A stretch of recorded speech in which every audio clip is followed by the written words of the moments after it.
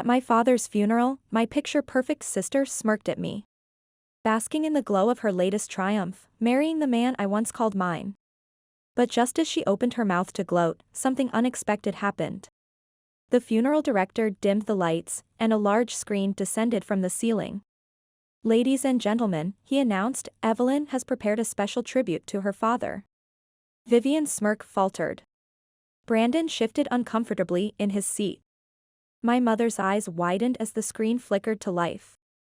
The next morning, I woke to 73 missed calls from my mother. Growing up, I was invisible. Not in the eerie supernatural sense, but in the way that cut deepest. Vivian, my younger sister, was the golden child. The Instagram-perfect daughter who lit up every room with her $1,000,000 smile. And me? I was the background blur in her carefully curated life. Ever present in family photos, yet somehow always out of focus. I still remember the day when I was 12 and she was 10. My digital art piece had just won first place in the International Youth Digital Arts Competition. Kids from 30 countries had submitted their work, and mine had been chosen. I was bursting to share the news, my tablet clutched in sweaty palms, the winner's certificate glowing on the screen. But that same afternoon, Vivian had landed a small modeling gig for a local children's clothing store. Nothing major, just a few photos for their website. Yet you'd think she'd been signed by Vogue from the way my parents reacted. They gathered around her like she was a precious jewel, cameras flashing, voices bubbling with excitement. "Our little supermodel," Dad exclaimed, lifting her onto his shoulders. "You're going to be famous, sweetheart." Mom gushed, already posting photos on social media. I stood in the doorway, tablet still in hand, watching them celebrate. My throat felt tight, like someone was squeezing it shut. Finally, I cleared my throat. "Mom, Dad, I won the international art competition." Mom glanced over, distracted.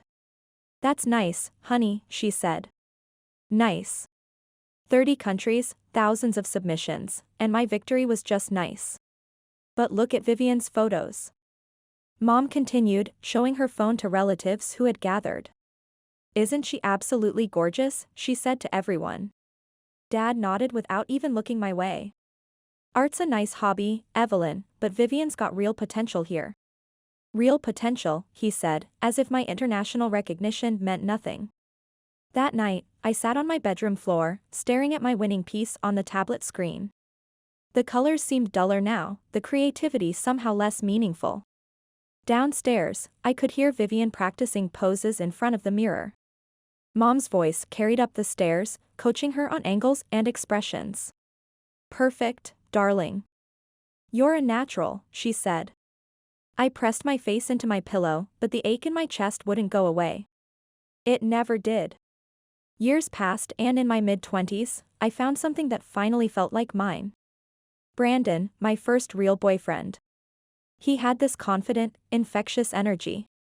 The kind that made you believe anything was possible when he was around. When he looked at me, I felt valued. Actually valued. Or so I thought. Brandon wasn't perfect. He had big dreams but little follow-through, spent too much time on social media, and sometimes disappeared into his startup fantasies for days. But he saw my art. He understood my vision. Or at least I thought he did. So I invited him to my gallery opening, hoping just this once, my parents would see what I had accomplished. The converted warehouse space hummed with conversation and clinking wine glasses. My digital installations cast colorful shadows on exposed brick walls. Art collectors and critics mingled, discussing the interactive pieces I'd spent months perfecting. Vivian arrived fashionably late, her designer dress catching every light in the room. Her smile was camera-ready, already posing for selfies near my artwork. Brandon was beside me, his hand warm on my back, steadying me as we moved through the crowd. Maybe, just maybe, tonight would be different. Maybe I wouldn't be overshadowed. But Vivian had other plans. She positioned herself strategically next to my centerpiece installation, her phone already out. "Brandon, you simply must take photos of me with this piece," she called out, her voice carrying across the room. "It's so interesting." I watched her work her magic. The way she angled her body, how her eyes sparkled as she looked directly at him through her phone screen. My stomach dropped. I recognized that look. I'd seen it in countless Instagram stories and TikTok videos. Vivian was performing, and Brandon was her audience. She tilted her head just so, her laugh musical and perfectly timed. She was creating content, and he was becoming part of her narrative. "Vivian, what are you doing?" I whispered, moving closer to them. She glanced at me over her phone, her expression innocent. "Just documenting your lovely work, Evelyn." "Don't be so paranoid," she sighed. "Mom, Dad, Vivian's using my opening as a photo shoot," I said, my voice tight with frustration. Mom looked around at the sophisticated crowd, clearly impressed. "Oh, Evelyn, don't be jealous. Vivian's helping promote your work. Look how many people are noticing because of her," she said. She gestured to the small crowd that had gathered to watch Vivian pose. Dad nodded approvingly. "Smart girl, that Vivian. She knows how to market things," he said. Neither of them mentioned my art, my achievement, or the fact that this was supposed to be my night. Brandon left me on a Thursday. A humid Thursday when the air conditioning had broken and everything felt suffocating.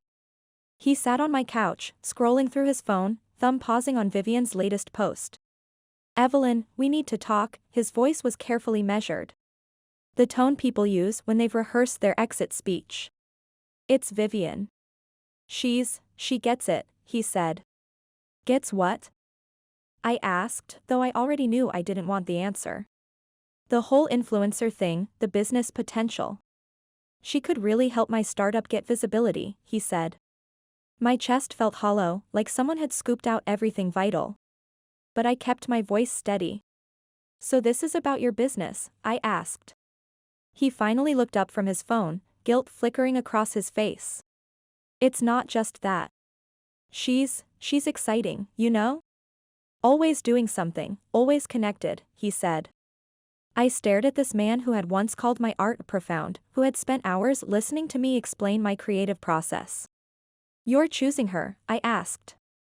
The words felt like glass in my throat. He nodded, then held up his phone. "Look, she's already tagged me in 3 posts today.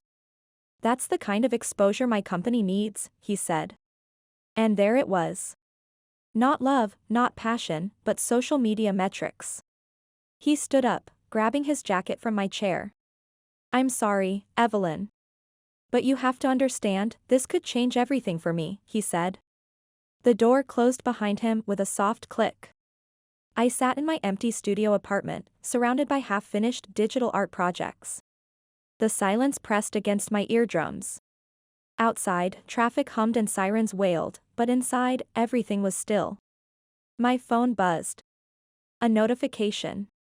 Vivian had posted a story, "Dinner with my new favorite entrepreneur." I turned off my phone and stared at my reflection in the black screen. That night, I drove to my parents' house, my hands gripping the steering wheel so tight my knuckles went white.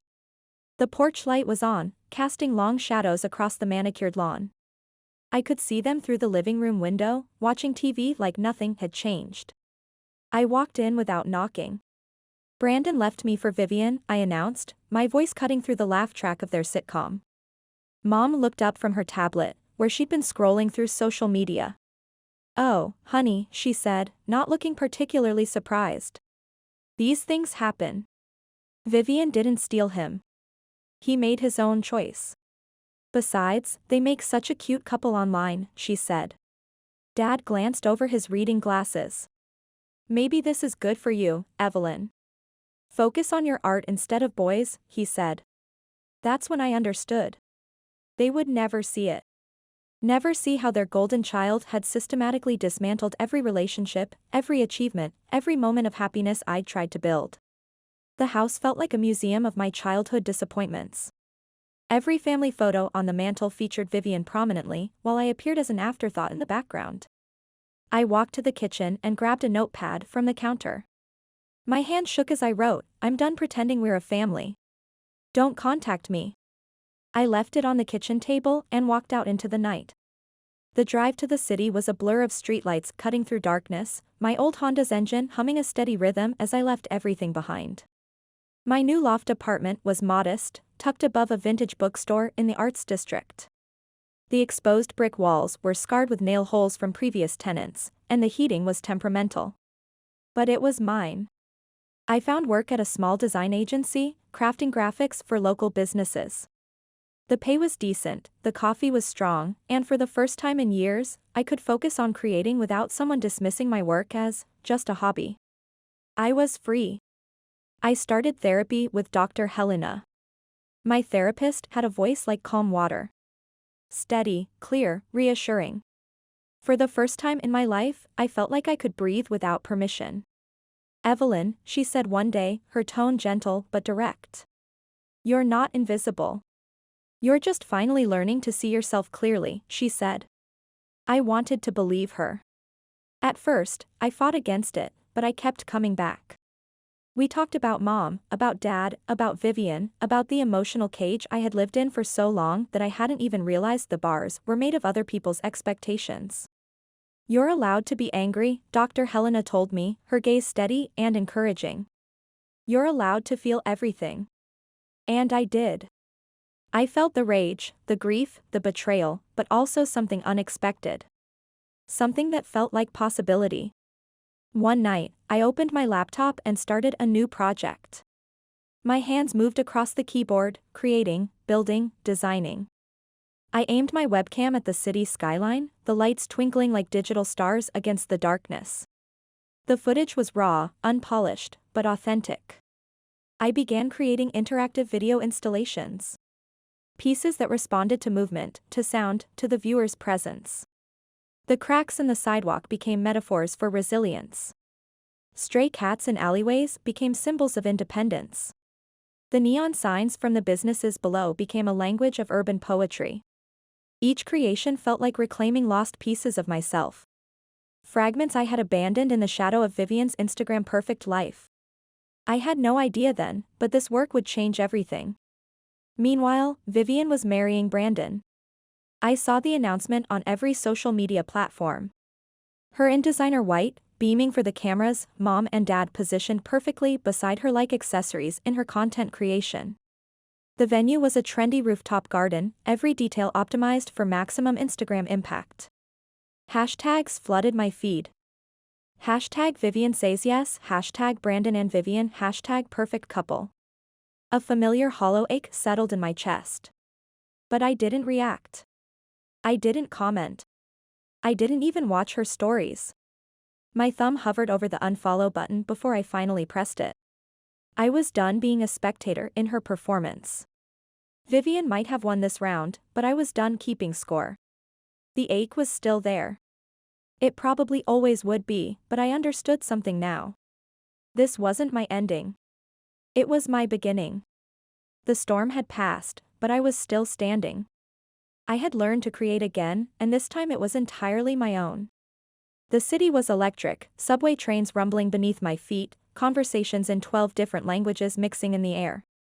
But amidst the chaos, I felt centered. Like I was finally exactly where I belonged. I balanced freelance design work with evening classes in interactive media. Exhaustion was a constant companion, my laptop bag heavy with tutorials and software manuals. The classroom smelled of coffee and ambition. The computer labs hummed with creativity late into the night. Every project, every breakthrough, was another step toward the person I was becoming. My professors challenged me, pushed me, saw potential I was just beginning to recognize. One evening after a particularly intensive workshop, Professor Martinez pulled me aside. Her expression was serious but encouraging. "Evelyn," she said, her voice carrying the weight of experience. "You have a unique vision. Don't let anyone convince you to water it down," she said. I nodded, feeling something shift inside my chest. For the first time in my life, I believed someone saw me clearly. And more importantly, I was starting to see myself. After graduation, I took the biggest leap of my life. I opened my own interactive media studio. It was small, barely more than 4 walls of exposed brick with industrial lighting and a door that squeaked every time someone entered. The rent was steep, but every square foot was mine to fill with creativity. Meanwhile, Vivian's life was everywhere I looked. Instagram stories of her and Brandon, their startup success story broadcast for millions to admire. Brand partnerships, sponsored posts, carefully staged moments of domestic bliss. Mom's voice on our weekly phone calls, practically vibrating with excitement. Vivian's doing incredibly well, she'd gush, her pride unmistakable. Did you see her latest collaboration with that skincare brand? And Brandon's app just got featured in TechCrunch, she said. I gripped the phone, that familiar twist in my stomach threatening to return. The same narrative, week after week. But something fundamental had changed. For the first time, I didn't feel like I was suffocating in her spotlight. I was creating my own. I wanted to interrupt, to say, what about my work? What about my studio? But I didn't. Instead, I let the silence stretch, then gently ended the call. I turned back to my workstation, focusing on the project glowing on my screens. Light and shadow dancing in digital harmony. Broken fragments becoming something beautiful and new. At sunrise, I captured the city's awakening through my camera lens. The coffee shop below my studio coming to life, steam rising from espresso machines as early commuters gathered. Each frame was a piece of my story. Another fragment of myself I was reclaiming. Kieran noticed the change. You're different when you create, he murmured one evening, watching me edit an interactive video piece. The glow of multiple monitors illuminating my focused expression. You're completely in your element, he said. I smiled, feeling something warm unfurl in my chest. I feel like myself, I admitted, and meant every word. But the past wasn't finished with me yet. It lingered like smoke, always present, never quite dissipating. Vivian's curated perfection flashed across my social feeds, her flawless smile and carefully orchestrated life moments. Mom's comments section overflowing with glowing praise still stung like small cuts. But I refused to let it derail me. I kept creating, kept building, kept breathing through it. One night, Kieran brought takeout to my studio. The city stretched out beyond my windows, lights twinkling like scattered diamonds against velvet darkness. The air carried the promise of change, electric and full of possibility. He kissed me slowly, deliberately. Like he'd been waiting his whole life for this exact moment. And for the first time in years, I felt it completely. A spark, warmth spreading through my chest, a future I could actually envision. I love you, he said, his voice unwavering and sure. My heart stopped, then hammered against my ribs. I love you too, I whispered back. And I meant it with every fiber of my being. But fear crept in around the edges, threading itself through my happiness. Fear of losing him, fear of becoming invisible again. I didn't know it then, but I was about to step fully into the light. While Vivian's carefully constructed world was about to crumble. I told myself I didn't care what happened to her. But deep down, I knew I still did. Late one night, my phone buzzed. Maxine, my cousin. Her voice sounded strained. Evelyn, I need to tell you something, she said. Vivian's been posting about you, saying you abandoned the family for your art phase. I exhaled slowly, setting down my coffee mug. Let her, I said steadily. I'm done caring what she thinks. But Maxine wasn't finished. She's not okay, Evelyn. Her perfect life is falling apart, she said. My grip tightened on the phone. Brandon's startup failed, she continued. Completely crashed. He's bitter, drinks too much, blames everyone but himself, Maxine said. I listened, my chest constricting. And Vivian, Maxine hesitated. She's still Vivian, but worse. Desperate. Her followers are dropping, brand deals drying up. She's cruel now, Evelyn.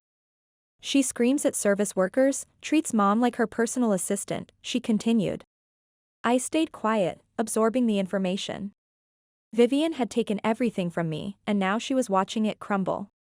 It's like she's furious the world isn't handing her success anymore. I recognized this version of Vivian, who had always expected everything to be given to her. But now the spotlight was dimming. Mom and Dad were still in denial. They're completely delusional, Maxine said. They never really saw her, and they definitely never saw you, she said. The words hit me square in the chest. Not because they wounded me, but because they were true. The sadness I felt wasn't for Vivian. It was for the girl I used to be. And then it hit me. I wasn't that girl anymore. Maxine and I started talking regularly after that call. She carried her own scars. Her parents had always held Vivian up as the golden standard. "We're the forgotten ones," she said during coffee, her laugh bitter. It was heartbreaking. But it revealed something important. I wasn't fighting alone. For the first time, I had a true ally who understood. We met weekly at a cozy cafe that smelled of cinnamon and espresso. She told me about nursing, her travel dreams, her fears. "I want to break free too," she confessed. "But I'm terrified," she said. I covered her hand with mine. "You can do this," I said firmly. "You're braver than you realize," I said. Meanwhile, Vivian's world continued collapsing. Maxine updated me with fragments revealing more cracks. Brandon came home later and later, when he came home at all. "He's drinking heavily," Maxine reported. "And when sober, he's angry," she said. Vivian was hemorrhaging money. Designer shopping, expensive treatments, luxury vacations they couldn't afford. I could picture her still posing for photos, crafting perfect captions. But behind the lens, everything was cracking. The desperation, the slow dissolution. I told myself her downfall didn't matter to me. But that wasn't entirely true. Not because I cared about her, but because I cared about the girl I used to be. The one who had lost everything to Vivian's manipulation. The difference now? I was no longer the one losing. Kieran noticed before I even said a word. "You're quiet tonight," he murmured as our documentary flickered on screen. He shifted closer on the couch, his presence reassuring. "Maxine told me about Vivian," I admitted quietly. "Her whole world is imploding," I said. He nodded thoughtfully. "And how does that make you feel?" he assected. I considered the complexity of emotions swirling inside me. "I don't know," I said finally. "Angry, sad, relieved. Maybe all at once," I said. Kieran kissed my temples softly. "You don't have to feel anything specific," he murmured. "You don't owe her your emotional energy," he said. He was right. I didn't owe Vivian anything. But the past still lingered like a shadow. Her perfect smile, her constructed persona. Every time I glimpsed Mom's Instagram comments, still full of praise as if nothing had changed, it stung. But I refused to let it derail me. I kept creating, building my studio, pushing forward. Late at night, I worked on installations capturing the city after dark. Neon lights, dancing shadows, the pulse of urban life. Every project reclaimed another piece of my authentic self. I didn't realize then that I'd need that strength soon. My father was about to die, and everything was about to shift. The news crashed into me like a physical blow. Maxine called just after midnight, her voice shaking. "Evelyn," she said, words slicing through my studio's quiet. "Robert is gone," she said. I clutched the phone, knuckles white. "What do you mean gone?" I asked. "Heart attack. It happened this afternoon." "The funeral is this weekend," she said. I sat frozen, staring at my glowing computer screen. My hands trembled. The studio air felt heavy, pressing against my lungs. Grief, guilt, regret crashed over me. I hadn't seen Dad in over 3 years. Our relationship had been reduced to awkward holiday calls. And now he was gone forever. Kieran appeared beside me, taking my hand. "Should I go?" I asked, voice cracking. "To the funeral?" He studied my face carefully. "Not for them," he said quietly. "For you." "For closure," he said. I nodded, swallowing hard. I wasn't sure I was ready for what I'd face there. But I knew I had to go. Not to see them, but to say goodbye to Dad. And maybe, finally, to the girl I used to be. The drive to the funeral stretched endlessly ahead. Interstate 95 unwound like a ribbon I wasn't sure I was ready to follow. Storm clouds pressed down, matching my mood. Kieran drove with quiet focus, jazz playing softly on the radio. I watched familiar landmarks blur past, my mind racing. What would Mom say when she saw me? How would Vivian react? I thought about family gatherings where I'd been relegated to the kids' table as an adult. Art awards that never warranted a phone call. Sleepless nights wondering why I was fundamentally flawed. I thought about Brandon, about the rain-soaked night I'd driven away. And Dad, who had built a company from nothing but never learned to build a relationship with his eldest daughter. The familiar ache was still there, but something else had grown alongside it. Resilience. I wasn't that desperate girl anymore. I was complete on my own. The funeral home was stifling. The air hung thick with white lilies and burning candles. Mom sat in the front row, grief-stricken. Vivian beside her, perfectly composed in her designer black dress. I walked to the front of the room. "Excuse me," I said to the funeral director. "I'd like to share something," I said. The room fell silent. Brandon's face went ashen. Vivian's expression flickered with panic. A screen descended as I connected my laptop. "My father was a builder," I began, voice steady. "He understood strong foundations." The video began to play. A digital memorial weaving together home movies and recordings.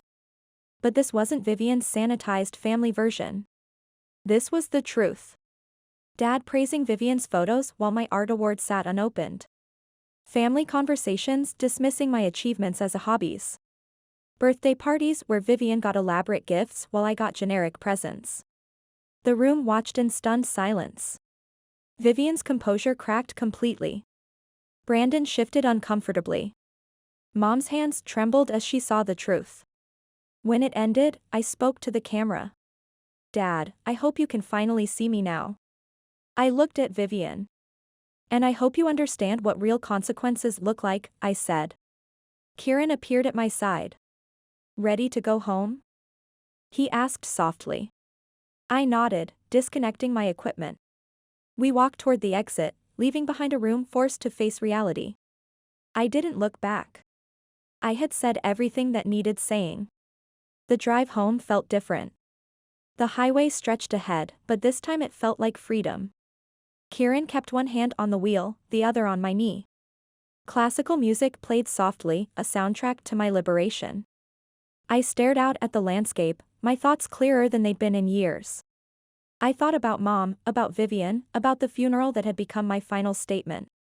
I thought about the girl I'd been, always searching for validation from people incapable of giving it. And then I thought about the woman I'd become. Someone who had built a successful business, found genuine love, and learned self-worth. The old ache was still there, but it no longer controlled my life. I was finally free. My phone rang the next morning and continued all day. "Evelyn, please," Mom's voice cracked through the speaker. "I watched your video again. I'm so sorry." "I was blind," she said. The phone felt heavy, weighted with decades of disappointment. I wanted to feel something dramatic, but all I felt was tired. Tired of carrying their baggage. "Ask Vivian for forgiveness," I said calmly. "She's the daughter you chose." And then I hung up. The phone kept buzzing, but I was done answering. Maxine called that evening, her voice cautious. "Evelyn," she said, her tone heavy. "It's really bad now," she said. I knew immediately that the aftermath had begun. Vivian and Brandon were falling apart. "Brandon's drinking heavily," Maxine continued. "Missing meetings, burning bridges. He comes home angry, if he comes home at all," she said. I could picture him in some dive bar, his startup dreams dissolved. "And Vivian?" I asked quietly. Maxine exhaled shakily. "She's in panic mode," she said. "Maxing out credit cards, booking treatments she can't afford. But her engagement is tanking. People are seeing through the act," she said. I listened, my chest tightening. "Your mom's finally starting to see it," Maxine said. "Vivian's too busy saving her reputation to visit. She's leaving Mom to handle Dad's affairs alone," she explained. Mom was experiencing the silence I had lived with for years.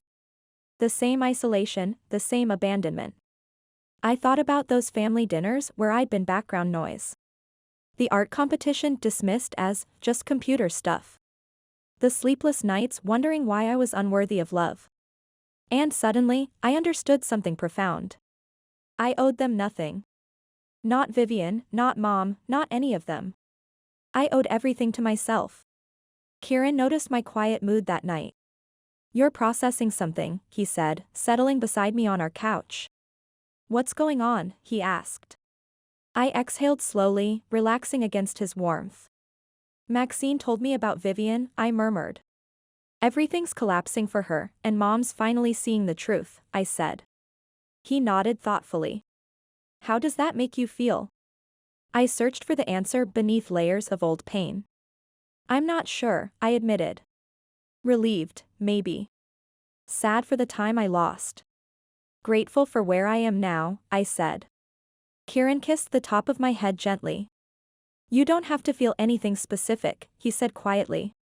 "You've already given them enough emotional energy," he said. For the first time in my life, I truly believed that. He was right. I didn't need to go back to that world. Instead, I launched my interactive media company that year. I called it Emerge, a platform for overlooked voices. The launch event was intimate but powerful. Me, Kieran, Maxine, and a room full of artists and storytellers who understood being unseen. Vivian's empire had crumbled. Her influence had evaporated. Her true character was finally visible. But I had built something real. I looked around at the people celebrating with me, at the meaningful work we were creating. I knew, without doubt, that I had always been enough. 5 years later, a letter arrived. The envelope was wrinkled, the handwriting shaky. I sat at my kitchen island, morning sunlight streaming through the windows. "Evelyn," it began, my name written like an apology. "I was wrong about everything. I chose Vivian and lost the daughter who really mattered. I'm sorry. Please forgive me," it said. I read it once, my throat tightening. I read it again, hands trembling slightly. I waited for anger, sadness, maybe satisfaction. But all I felt was exhaustion. I had carried their weight for too long. I folded the letter and placed it in my desk drawer. I didn't cry. I didn't call her. Because forgiveness doesn't always require reconciliation. Sometimes it means releasing the weight you've been carrying. And that's exactly what I did. That evening, my latest interactive installation opened to the public. I stood in the gallery, surrounded by digital art pieces that responded to movement and touch. The air buzzed with conversation and connection. Kieran stood beside me, his hand in mine, pride evident in his smile. Maxine moved through the crowd, explaining pieces to visitors. These were my chosen family, the people who truly saw me. I paused in front of my centerpiece. A digital mirror that revealed childhood photos when viewers approached. An image appeared of myself at 10, holding a tablet displaying my award-winning artwork. I studied that quiet girl with hopeful eyes. "You're not invisible anymore," I whispered. I thought about my journey. The pain, the growth, the strength I'd discovered. I remembered Brandon's betrayal, the night I drove away from everything familiar. I thought of Vivian, of Mom, of the prison I'd finally escaped. I had stepped out of their shadows completely. I had created my own light. The gallery fell quiet, as if everyone sensed this moment's significance. Confidence and freedom coursed through me. I turned to Kieran, to Maxine, to the life I'd built from my own vision. I knew, without doubt, that I had always been enough. The storm had passed, and I had emerged transformed.